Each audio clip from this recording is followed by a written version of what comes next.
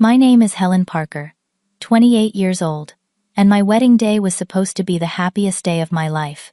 Instead, my sister Bianca stood up in the middle of our vows and screamed, "This wedding is a joke. You are marrying a waiter, Helen." How pathetic. The room fell silent. I wanted to disappear. But my soon-to-be husband Marcus squeezed my hand and whispered, "Should we tell her who I really am?" I shook my head. The surprise would come later. Let me know where you are watching from in the comments, and do not forget to like and subscribe to hear how my sister learned an unforgettable lesson about judging people. I grew up in an affluent neighborhood in Boston, where success was measured by the size of your bank account and the prestige of your last name. My father, Thomas Parker, was the chief executive officer of a major financial firm that managed billions in assets. Every morning, he would leave our sprawling colonial home, in his tailored suit briefcase in hand, ready to conquer another day in the corporate world. He expected nothing less than perfection from his family, especially his daughters. My mother, Eleanor Parker, was the quintessential socialite. Her calendar was always filled with charity galas, country club luncheons, and social events where Boston's elite gathered. She took pride in our family image, carefully curating every aspect of our public lives. From our wardrobes to our educational choices, everything had to reflect the Parker standard of excellence. Then there was my younger sister Bianca. Just 2 years younger than me at 26, Bianca had always been the golden child. With her perfect blonde hair, striking blue eyes, and natural charisma, she embodied everything our parents valued. She was ambitious, calculating, and knew exactly how to play the social game. From the moment she was born, our parents showered her with attention and praise, creating an unspoken hierarchy in our household. Our relationship had always been complicated. As children, we shared secrets and dreams like most sisters do. But as we grew older, the differences between us became more pronounced. Bianca developed a sense of superiority that created a wedge between us. She measured people by their net worth, their connections, and what they could offer her. Anyone who did not meet her standards was deemed unworthy of her time. "Why would you waste your time with people who cannot even afford a decent car?" she once asked me when I invited my college friends over. "You know what Dad says about surrounding yourself with successful people." I was different. Despite growing up with privilege, I found myself drawn to simpler things.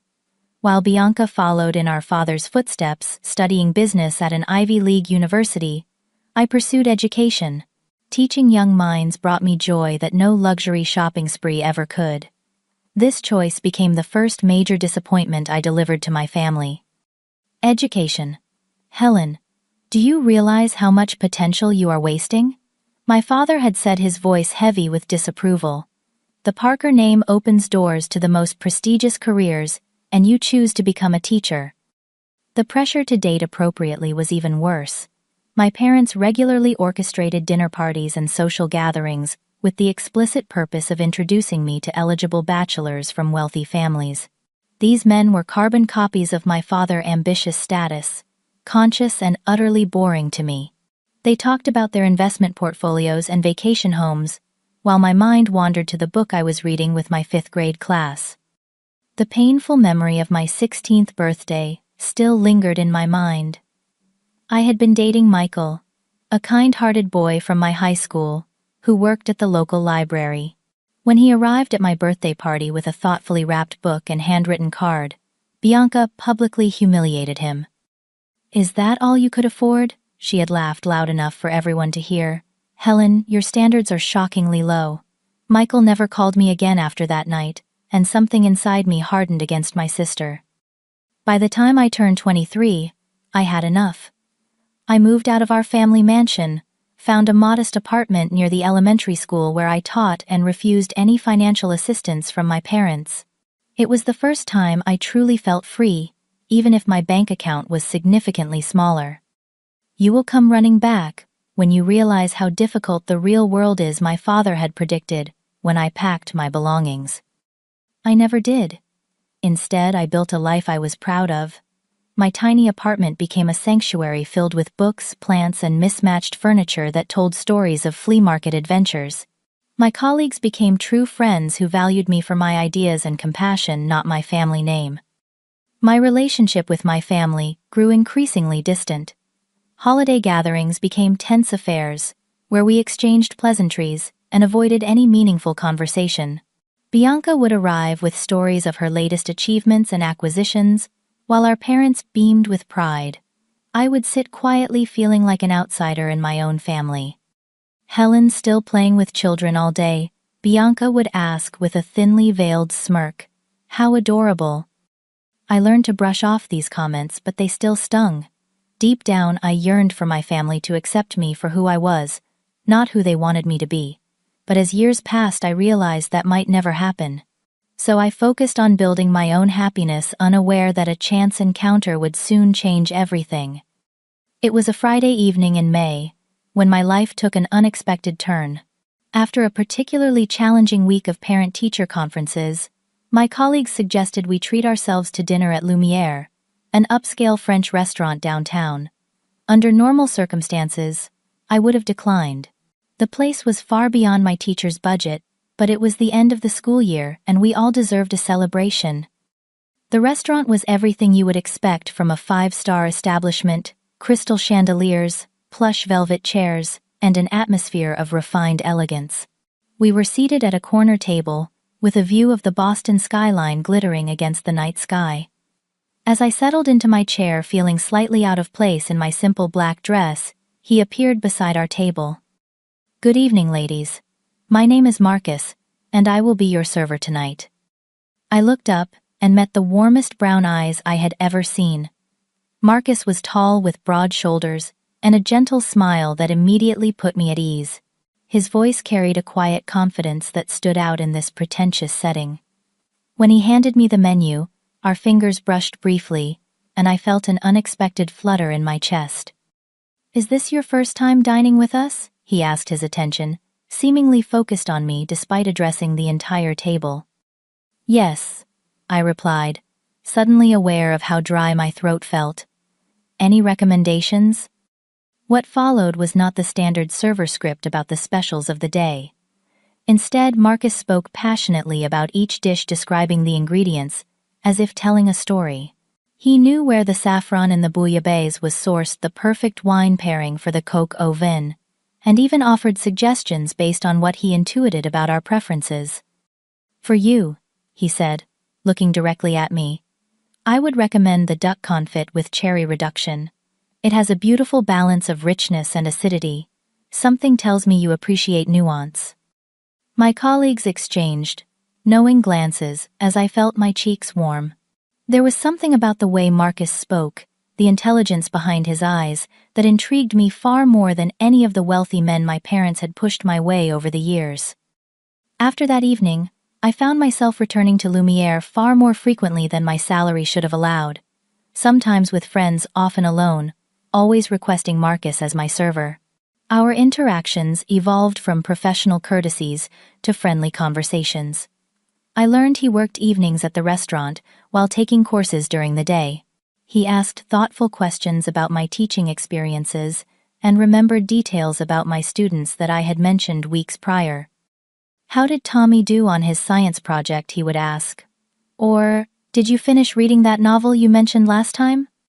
After a month of these dinner visits, Marcus finally asked the question I had been hoping for. "I hope this is not inappropriate, but would you like to join me for coffee sometime? When I am not working, of course." Our first date was nothing like I expected. Instead of taking me to an expensive restaurant or trendy bar, Marcus invited me to a small art exhibition in a converted warehouse. The space showcased works from emerging local artists, with proceeds supporting art programs in underserved schools. "I thought this might interest you given your passion for education," he explained as we wandered through the gallery. What struck me most that evening was Marcus's knowledge. He spoke about the various artistic techniques with unexpected expertise, analyzing brushstrokes and color theory, as if he had studied fine arts for years. When our conversation shifted to current economic trends affecting education funding, he offered insights that revealed a sophisticated understanding of financial systems. "How do you know all this?" I asked, genuinely curious about this server, who seemed to possess knowledge well beyond his profession. "I read a lot," he answered with a modest smile. "And I listen. You can learn so much just by paying attention to the world around you." As weeks turned into months, I found myself falling deeply in love with Marcus. He was ambitious, yet humble, intelligent, without being condescending, and treated everyone with equal respect, whether they were the restaurant's head chef or the parking attendant. He made me laugh with witty observations and challenged my thinking with thoughtful questions. Yet there were mysteries about him that I could not quite unravel. Sometimes his phone would ring, and he would step away to take calls in private, returning with a slightly distracted expression.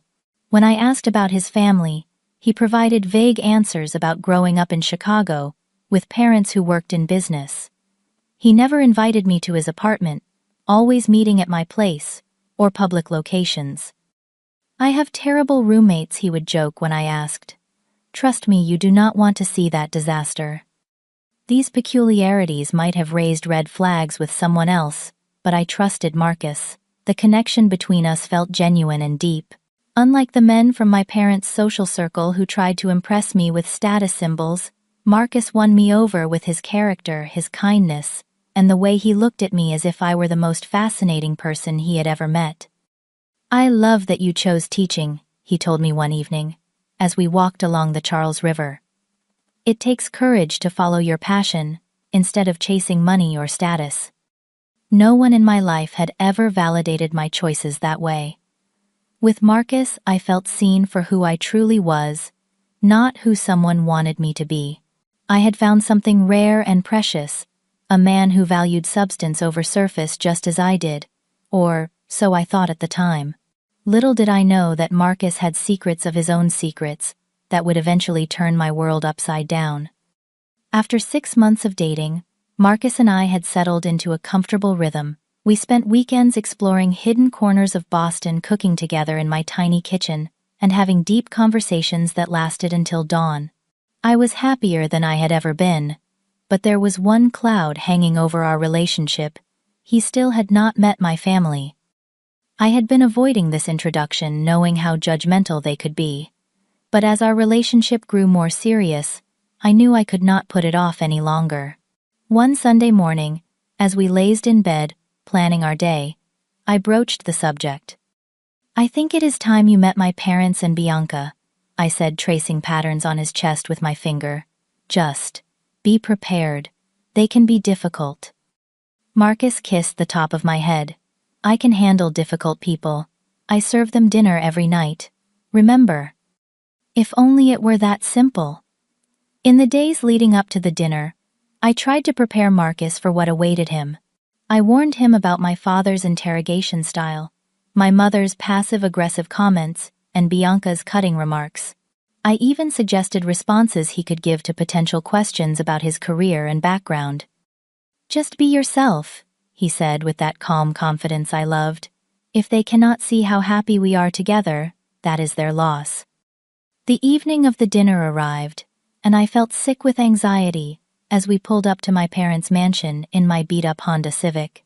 The contrast between my car and the luxury vehicles in the circular driveway could not have been more stark. "Impressive," Marcus whispered, taking in the columned entrance and manicured gardens. "Very different from where you live now." "This is not me," I replied, squeezing his hand. "Remember that." My mother greeted us at the door, her smile not quite reaching her eyes as she assessed Marcus from head to toe. She was wearing a designer dress and pearls for what was supposedly a casual family dinner. "Helen, darling," she air-kissed both my cheeks. "And you must be Marcus. We have heard so little about you." The dining room was intimidating with its crystal chandelier, antique furniture, and table, set with the fine china reserved for important guests. My father stood at the head of the table, whiskey in hand, while Bianca lounged in a chair scrolling through her phone. "So, Marcus," my father began once we were seated, and the first course was served. Helen tells us, you work at Lumiere. What position do you hold there? Sommelier manager. Marcus placed his napkin on his lap. I am a server, sir. Have been for about 3 years now. The silence that followed was deafening. My mother's fork paused midway to her mouth. My father's eyebrows shot up. Bianca did not even try to hide her smirk. A server, my father repeated slowly, as if the word tasted bitter in his mouth. And is that a temporary situation while you pursue other goals? I enjoy my work, Marcus replied calmly. It allows me to interact with interesting people and learn about different aspects of the hospitality industry. What followed was an uncomfortable interrogation disguised as dinner conversation. My father asked about Marcus's education, some college focusing on business courses, his family background, middle class from the Chicago area, and his 5-year plan, continuing to grow and learn in my current industry. With each answer, I could see my parents' disapproval deepening. They exchanged glances across the table, the kind I had seen countless times when they encountered someone they deemed beneath them. Bianca, who had been unusually quiet, finally spoke up during dessert. Well, I think it is wonderful, she said with a sweetness that immediately put me on edge. My sister has finally found someone at her level. Not everyone is meant for greatness after all. Bianca, I warned, feeling my cheeks burn with anger. She continued as if I had not spoken. I mean, Helen chose to become a teacher when she could have joined Dad's firm. It makes perfect sense that she would date a waiter rather than someone more ambitious. Marcus placed his hand over mine under the table, a silent gesture of support. I find ambition comes in many forms, he replied evenly. Helen's commitment to shaping young minds is one of the most ambitious pursuits I can imagine. It takes real courage to choose fulfillment over status. My father cleared his throat. Yes, well, we had hoped Helen would eventually come to her senses about her career choices, perhaps with the right influence. I think Helen's sensibilities are just fine, Marcus interjected, with a politeness that barely masked his displeasure. She knows what brings her joy, and she pursues it authentically. That is something to admire. After an excruciating 2 hours, dinner finally concluded. As we prepared to leave, my mother pulled me aside in the hallway, while Marcus retrieved our coats. Darling, I know you think you are happy, but be realistic, she whispered urgently. What kind of future can you have with someone who serves food for a living? Your father could introduce you to James Sullivan's son next week. He just made partner at his law firm. Before I could respond, my father joined us. Helen, you are a Parker. You could do so much better than this. Think about what you are throwing away. Bianca sauntered over, adding her unwanted opinion. At least we will get discounted meals at Lumiere. That is something, right? She laughed at her own joke. I had reached my limit. Marcus is kind, intelligent, and treats me with respect. That is more than I can say for how any of you have treated me tonight. He may be a server, but he has more class than this entire room combined. I grabbed Marcus's hand and stormed out, fighting back tears until we were safely in my car. Once inside, I broke down, apologizing profusely for my family's behavior. Marcus simply pulled me into his arms. Hey, it is okay. Their opinion of me does not matter. Only yours does. They were horrible to you, I sobbed against his shirt. They are afraid, he said thoughtfully. People who measure worth by status and money are often afraid of losing those things. It makes them judge harshly. I pulled back to look at him, amazed by his composure. You are not angry. He smiled, wiping a tear from my cheek. Why would I be angry about someone else's limitations? I know who I am, Helen, and more importantly, I know who you are. That is all that matters. In that moment, sitting in my old car outside my parents' mansion, I fell even deeper in love with Marcus. He had faced my family's worst behavior and emerged with dignity intact. What I did not know then was that Marcus had reasons beyond mere emotional maturity for his calm response to my family's judgment. A year into our relationship, Marcus and I had settled into a comfortable routine that felt like home. The disaster dinner with my family had actually strengthened our bond, and while I maintained minimal contact with my parents and Bianca, Marcus and I were happier than ever. On a crisp autumn Sunday, Marcus suggested we visit the Boston Public Garden. It was a perfect October day, with golden leaves crunching beneath our feet and the sunlight filtering through the trees. We stopped to watch the swan boats glide across the pond, my head resting on his shoulder. "Let us walk over to the willow grove," he suggested, taking my hand. "I heard it is beautiful this time of year." The secluded spot under the weeping willows was indeed breathtaking, the cascading branches, creating a private sanctuary. Marcus suddenly seemed nervous, which was unusual for him. He fidgeted with something in his pocket and cleared his throat several times. "Helen," he finally said, turning to face me, "this past year has shown me what true happiness feels like. You loved me when you thought I had nothing to offer but myself." Before I could respond, he dropped to one knee and pulled out a small velvet box. Inside was a stunning diamond ring that caught the sunlight, sending prisms of color dancing around us. "Will you marry me?" he asked, his voice filled with emotion. Tears sprang to my eyes as I nodded, too overcome to speak. When he slipped the ring onto my finger, I gasped at its beauty. The center diamond was larger than anything I would have expected, surrounded by smaller stones in an intricate vintage setting. "Marcus, this must have cost a fortune," I whispered once I found my voice. "How did you afford this on a server's salary?" He kissed me softly. "I have been saving for a long time. Some things are worth every penny." It was the first of many moments that made me wonder if there was more to Marcus than he had revealed. The ring was easily worth several months of his salary, possibly more. But I was too happy to dwell on it, choosing instead to bask in the joy of our engagement. When I called my parents to share the news, their reaction was predictably negative. My mother gasped in horror while my father demanded I come to my senses. "Helen, you cannot possibly be serious," my mother said, her voice tight with disapproval, marrying a waiter. "What will we tell our friends?" "Tell them your daughter is marrying a man who makes her happy," I replied firmly. "Or tell them nothing at all. I do not need your approval." Bianca's reaction was even worse. She called me directly, something she rarely did. "Are you pregnant?" she asked bluntly. "Because that is the only reason I can imagine for this rushed engagement to someone so beneath you." "He is not beneath me, Bianca. And no, I am not pregnant. I am in love." She scoffed. "Love does not pay bills, Helen. Wake up. He probably just wants access to the Parker money."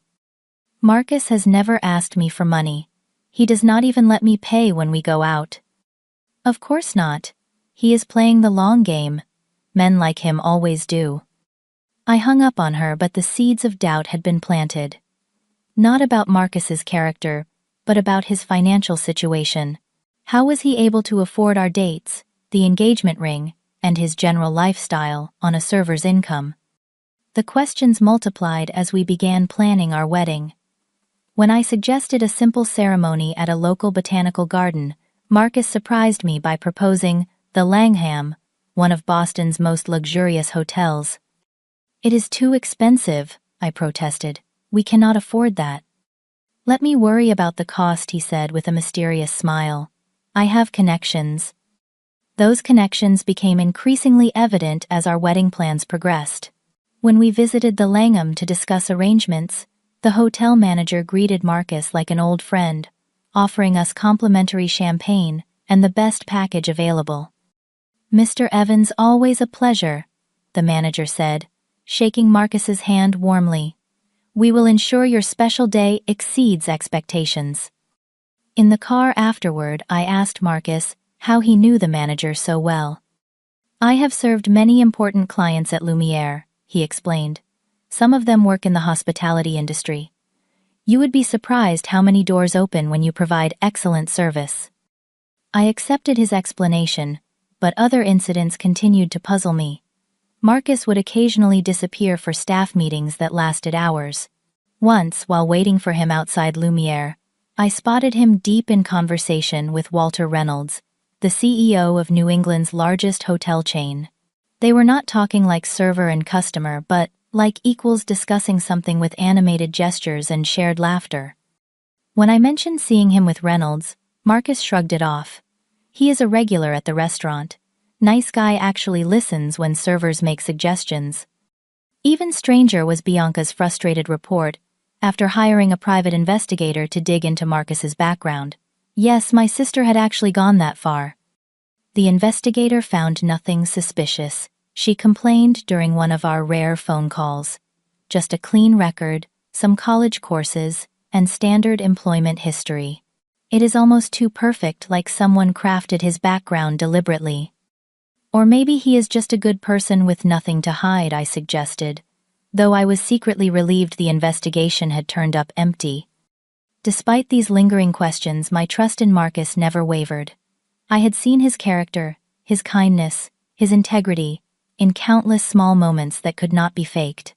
If he had secrets, I believed they were not malicious ones. As our wedding day approached, the mysteries surrounding Marcus faded into the background of my consciousness. I was marrying the man I loved regardless of what my family thought or what secrets he might be keeping. Little did I know that all would be revealed in the most dramatic way possible, with my sister as the unwitting catalyst. The morning of my wedding dawned with clear blue skies and golden sunshine streaming through the windows of my hotel suite. It should have been a perfect start to the most important day of my life, but anxiety churned in my stomach as I sat on the edge of the bed staring at my phone. No messages from my parents confirming they would attend. No kind words from Bianca. Just silence that spoke volumes about their disapproval. My maid of honor, Lily, my closest friend and fellow teacher, bustled around the room organizing my makeup veil and the something borrowed something blue traditions. "Stop checking your phone," she scolded gently, taking it from my hands. "Today is about you and Marcus, not about who shows up." She was right, of course. I took a deep breath and allowed myself to be swept into the preparations. The makeup artist arrived, followed by the hairstylist, and gradually the bride in the mirror began to look less like a nervous wreck and more like the confident woman Marcus fell in love with. My wedding dress was simpler than what my mother would have chosen. No extravagant ball gown or 10-foot train. Instead, I had selected an elegant, A-line dress with delicate lace overlay and subtle beading that caught the light when I moved. It felt like me, not like the Parker heiress my family wanted me to be. When we arrived at the Langham, I gasped in surprise. The hotel's grand ballroom had been transformed beyond my wildest expectations. Cascading white orchids and roses created an enchanted garden atmosphere, with crystal chandeliers dimmed to cast a romantic glow over the space. The elegance of the setting far exceeded what our budget should have allowed. "How did we afford all this?" I whispered to Lily as we peeked into the ballroom before the ceremony. "Marcus said not to worry about it," she replied with a shrug. "Something about vendor relationships and calling in favors." Before I could ponder this further, the wedding planner whisked me away to a private room to await the ceremony. Through the door, I could hear guests arriving, their voices creating a gentle hum of anticipation. Out of curiosity, I asked the planner for the guest list. 237 confirmed attendees, she reported, checking her tablet. "That cannot be right," I said, frowning. "We only invited about 100 people." She showed me the tablet screen displaying the full list. To my astonishment, it included names I recognized from business magazines and newspaper articles, executives from major corporations, prominent figures in the hospitality industry, even a few minor celebrities. People I had never met but who apparently knew Marcus well enough to attend our wedding. As I tried to make sense of this, there was a knock at the door. My father entered, looking uncomfortable in his tuxedo, but mercifully sober. "Your mother and I decided we could not miss our daughter's wedding regardless of our reservations," he said stiffly. I stood and smoothed my dress. "Thank you for coming. It means a lot to me." "Helen," he began hesitantly, "who are all these people?" "I just spoke with James Wellington from First Boston Bank. I have been trying to get a meeting with him for months, and he is here at your wedding saying wonderful things about your fiancé." Before I could formulate a response, The wedding planner announced it was time to begin. My father offered his arm, and we took our positions for the processional. As the music started and the doors opened, I caught my first glimpse of Marcus waiting at the altar. He looked breathtakingly handsome in his tailored tuxedo, his eyes finding mine immediately filled with love and something else. Relief, perhaps. As if a weight was about to be lifted. Walking down the aisle, I noticed my mother and Bianca seated in the front row, both looking tense and confused by the opulent surroundings and unfamiliar faces. My mother managed a tight smile, but Bianca's expression was thunderous. When I reached Marcus, he took my hands in his and whispered, "You are absolutely beautiful. Ready to start our life together." The ceremony proceeded perfectly until we reached the exchange of vows. Marcus had just finished his heartfelt promises when it happened. Bianca suddenly stood up, her chair scraping loudly against the floor. "This wedding is a joke," she shouted, her voice echoing in the stunned silence. "You are marrying a waiter, Helen. How pathetic." Gasps rippled through the crowd. My mother covered her face in mortification, while my father half rose from his seat, unsure whether to restrain Bianca or join her protest. "Do you all know who she is marrying?" Bianca continued, gesturing wildly. "A server. A man who brings food to tables for a living. The Parker family deserves better than this farce." I stood frozen in humiliation, tears threatening to spill. The beautiful day I had imagined was crumbling around me, but then I felt Marcus squeeze my hand gently, and I looked up to see him smiling. Not an embarrassed smile, not an angry one, but an expression of almost amused confidence. He leaned close to my ear and whispered, "Should we tell her who I really am?" Through my tears, I shook my head slightly. Let her find out with everyone else."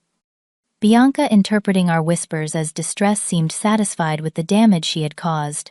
With a final scornful look, she grabbed her purse and stormed down the aisle and out of the ballroom, the heavy doors slamming behind her. An uncomfortable silence hung in the air until the officiant cleared his throat. "Shall we continue with the ceremony?" I took a deep breath and nodded, determined not to let my sister ruin this moment. "Yes, please." The remainder of the ceremony passed in a blur.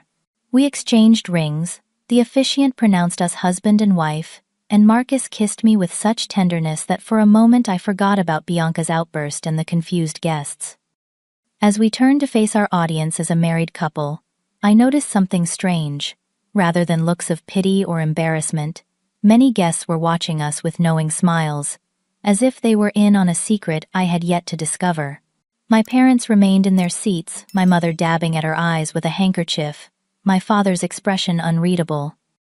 We proceeded down the aisle together, husband and wife at last stepping into a new chapter, neither my family nor I could have anticipated. The truth about Marcus was about to be revealed, and nothing would ever be the same. The wedding reception was scheduled to begin after a brief cocktail hour, giving guests time to mingle while Marcus and I took photos. As we posed for the photographer in the hotel's lush garden, I could not shake the memory of Bianca's outburst. "Are you okay?" Marcus asked, tucking a strand of hair behind my ear. "I am so sorry about my sister," I said, fighting back fresh tears. "She had no right to embarrass you like that." He smiled, a knowing gleam in his eyes. "Do not worry about Bianca. I have a feeling she will be the one feeling embarrassed very soon." Before I could ask what he meant, we were ushered back inside for our grand entrance. The ballroom had been transformed yet again, now featuring elegant table settings with towering floral centerpieces, a dance floor, and a stage where a live band played soft jazz. Crystal chandeliers cast a warm glow over the scene, and waitstaff circulated with champagne and hors d'oeuvres that looked more appropriate for a presidential dinner than a teacher's wedding. As we entered, the guests rose to their feet applauding. I scanned the crowd and was surprised to see Bianca had returned, standing at the back with a sullen expression. My parents were at their assigned table, looking uncomfortable and out of place among the high-profile guests. During dinner, I noticed people approaching our table continuously, not just to offer congratulations, but to speak with Marcus specifically. CEOs, financial executives, and hospitality magnates greeted him with respect bordering on deference. They discussed business matters in hushed tones, using industry jargon I did not fully understand before moving on with knowing smiles. My father watched these interactions with growing confusion, while my mother kept adjusting her jewelry as if suddenly concerned it was not expensive enough. Bianca simply glared from her table, nursing a glass of champagne. After the main course, Marcus squeezed my hand and stood up gently, tapping his glass with a spoon. The room fell silent as all eyes turned to him. "First, I want to thank everyone for coming today to celebrate our love," he began, smiling down at me, "especially Helen's family, who I know had their reservations about me." A knowing chuckle rippled through the crowd, increasing my confusion. "For those of you who know me through business, thank you for keeping my little secret these past couple of years. For those who do not know me well, particularly my new family members, I believe some introductions are in order." Marcus took a deep breath, and I saw a weight visibly lift from his shoulders. "My name is Marcus Evans, and while I have indeed been working as a server at Lumiere, that is not my primary occupation. I am the founder and CEO of Evans Hospitality Group, which owns Lumiere, along with 27 other restaurants and 15 luxury hotels across the country, including the Langham, where we are gathered today." Gasps echoed through the room, the loudest from my family's table. I sat frozen in shock, trying to process this revelation. I began working in my own restaurants years ago, starting in the kitchens and moving to every position. My philosophy has always been that to lead effectively in hospitality, you must understand every aspect of the business. I still take shifts at different locations regularly, which is how I had the good fortune to meet Helen. He turned to me, his eyes filled with love and a touch of apology. "I did not tell you the truth immediately, because throughout my life people have valued me for my success and wealth rather than who I am as a person. When you treated me with respect and kindness, believing I was just a server, I knew you were different. I fell in love with your genuine heart, your passion for teaching, and the way you chose your own path, despite pressure to conform." He addressed the room again. "I kept my identity private because I wanted to be sure Helen loved me for myself, not my assets or status. And she did, even defending me to her family when they looked down on my supposed profession." At this point, I glanced over at my family's table. My father's mouth hung open in shock. My mother had gone pale, gripping the edge of the tablecloth, and Bianca, who had apparently re-entered during Marcus's speech, stood frozen in the doorway, her expression a mixture of disbelief and mortification. Marcus continued, "To address the elephant in the room, yes, there was an unfortunate outburst during our ceremony, but I hold no grudges. Judgment based on appearances and titles is all too common in our society. I hope today serves as a reminder that worth is not determined by job titles or bank accounts." He raised his glass. "To my beautiful wife Helen, who loved the server, not the CEO, I promise to spend my life being worthy of that pure love." Applause erupted as Marcus sat down beside me. I was still processing everything, emotions swirling like a hurricane inside me. "Why did you not tell me?" I whispered, tears forming in my eyes. He took my hands in his. "At first I was going to after our third date, but then you mentioned how your family judged people by their wealth and status. I wanted to be sure what we had was real, untainted by my position. The longer I waited, the harder it became to find the right moment. I hope you can forgive me." Before I could respond, my parents approached our table, their expressions a mixture of shock and embarrassment. "Marcus, we had no idea," my father stammered, extending his hand. "Please accept our most sincere apologies for how we treated you." My mother nodded vigorously. "We would love to have you both over for dinner soon to start fresh. Perhaps discuss some business opportunities as well." I cringed at their transparent attempt to salvage both their dignity and potential business connections. Marcus shook my father's hand, but kept his response measured. "Thank you for the apology, though. I want to be clear. I am not interested in relationships, business or personal, that are based on my financial status rather than genuine respect. That includes my relationship with my new in-laws." They retreated, chastened, as Bianca approached next. Her face was flushed with embarrassment, her earlier confidence completely deflated. "Marcus, I did not know," she began, her voice uncharacteristically small.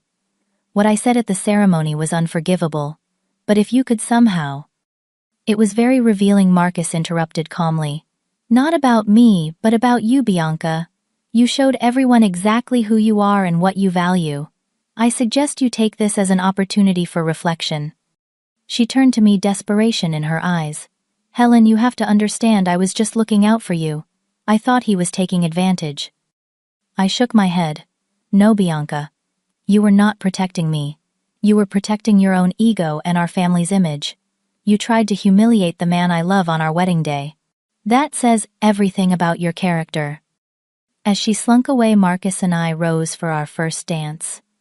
As we swayed to the music, surrounded by twinkling lights and the warmth of genuine well-wishers, I finally felt the weight of family expectations lift from my shoulders. "Are you disappointed?" Marcus whispered against my hair. "That your husband is not just a humble server after all?" I pulled back to look into his eyes. "The only thing I am disappointed about is that you felt you had to hide who you are. I fell in love with your kindness, your intelligence, your integrity. Those things have not changed. The size of your bank account is just details." He smiled, pulling me closer. "That is exactly why I fell in love with you, Helen Evans." As we danced, I caught sight of Bianca standing alone at the edge of the room, watching us with an unreadable expression. For the first time in my life, I felt no need for her approval or understanding. I had found my own path to happiness, one that had led me to a love more genuine than anything my family's world of status and appearances could have offered. Life after our wedding took on a dreamlike quality. Marcus and I moved into a stunning penthouse overlooking Boston Harbor, with floor-to-ceiling windows that captured the sunrise each morning. The space was elegant, yet comfortable, with bookshelves lining the walls and cozy reading nooks that made the grand apartment feel like home. Despite my husband's considerable wealth, I insisted on continuing my teaching career. The fifth graders at Woodward Elementary did not care that Mrs. Evans was married to a hotel magnate. To them, I was still the teacher who got excited about science experiments and stayed after school to help with reading difficulties. This normalcy kept me grounded as I adjusted to my new reality. "You do not have to work, you know," Marcus said one evening as I graded papers at our dining table. "Not that I want you to quit. I love that you are passionate about teaching." "I need to work," I explained. "Not for the money, obviously, but because teaching is part of who I am. I would feel lost without it." He nodded in understanding, and I fell in love with him all over again for that simple acceptance. My relationship with my family underwent a slow, sometimes painful transformation in the months following our wedding. My parents predictably became eager to rebuild connections now that they knew Marcus's true identity. Their initial attempts were transparent, with invitations to exclusive country club events and not-so-subtle mentions of business opportunities. "We always knew Helen had excellent judgment," my mother told her friends at a charity gala, conveniently forgetting her previous dismissal of my relationship. "Marcus is such a wonderful addition to our family." I maintained a polite but distant relationship with them, accepting occasional dinner invitations, but setting clear boundaries. Marcus was remarkably gracious, never mentioning their previous treatment of him, though he gently declined my father's persistent attempts to discuss potential business ventures. Bianca was a different story altogether. The public humiliation she had suffered at our wedding had shaken her to her core. For weeks, she avoided family gatherings and declined my attempts to reach out. When she finally agreed to meet me for coffee 3 months after the wedding, I barely recognized the subdued woman who slid into the chair across from me. "I do not expect you to forgive me," she said, stirring her latte without meeting my eyes. "What I did was unforgivable." "Why did you do it, Bianca?" I asked, genuinely wanting to understand. Was embarrassing me really worth it? She was quiet for a long moment. "I was jealous," she finally admitted, her voice barely above a whisper. Not of Marcus, obviously, since I thought he was just a server. I was jealous of your happiness, of how you found contentment without following the path our parents set for us. You could have made your own choices too, I pointed out. I know that now, but I have spent my entire life measuring success by our parents' standards, prestige, wealth, status. When you rejected those values and still found happiness, it made me question everything I had been working for. She looked up, tears in her eyes, and it was easier to tear you down than to face those questions. That coffee meeting was the first of many conversations, as Bianca slowly worked to rebuild our relationship.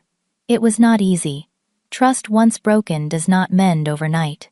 But I saw genuine changes in my sister as she reevaluated her priorities and began making choices based on her own happiness, rather than our parents' expectations. 6 months after our wedding, she left her high-pressure corporate job to pursue a long-ignored passion for interior design. A year later, she was dating a kindergarten teacher. She met through me, a kind man whose bank account would never impress our father, but whose character made Bianca genuinely happy. As for me, healing came gradually. The pain of my family's rejection had cut deep, leaving scars that would always be part of my story. But with Marcus's unwavering support and love, I learned to look at those scars not as reminders of hurt but as evidence of my strength and growth. You know what I admire most about you, Marcus said one evening, as we walked along the beach near our weekend home on Cape Cod. Your capacity for forgiveness, without compromising your values. You have given your family a chance to change, without letting them pull you back into their world. He was right. I had found a balance maintaining relationships with my family while staying true to myself. It was not perfect, but it was honest, and that mattered more than any facade of family harmony. Marcus and I used our position and resources to create opportunities for others. We established a foundation that provided scholarships for education students and funded arts programs in underserved schools. Marcus continued his practice of working shifts in his hotels and restaurants, believing that leadership required understanding every aspect of the business. The greatest lesson I learned through my journey was that true value has nothing to do with job titles, bank accounts, or social status. It lies in integrity, kindness, and the courage to live authentically, even when others judge or criticize. Marcus had demonstrated this by working as a server, despite his wealth, finding joy in the work itself rather than the prestige it might or might not carry. My sister had learned it the hard way through public humiliation and private soul-searching, and I had discovered it by following my heart, even when my family tried to convince me it was leading me astray. Life is not about the impressions we make or the appearances we maintain. It is about the connections we build, the lives we touch, and the love we share. Sometimes the most valuable treasures come in unexpected packages, and those who judge by outward appearances miss the true richness life has to offer. Have you ever misjudged someone based on their job or appearance, only to discover there was so much more beneath the surface? Share your experiences in the comments below. And if this story resonated with you, please like, subscribe, and share it with someone who might need a reminder that true worth goes far deeper than titles or status. Thank you for listening to my journey. And remember that sometimes the greatest surprises come when we open our hearts to seeing people for who they truly are, not what they do for a living.